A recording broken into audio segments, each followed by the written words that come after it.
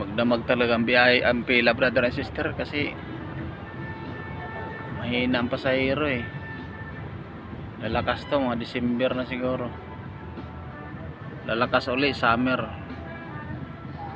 Marso, Abril, Mayo. Yung pila namin brother and sister oh. Launa na madaling araw, walang tulog-tulog basta magbiyahe ka. Subsubin mo yung traffic.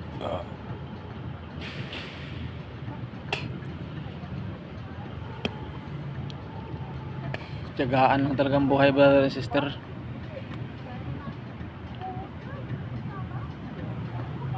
Dating ng araw,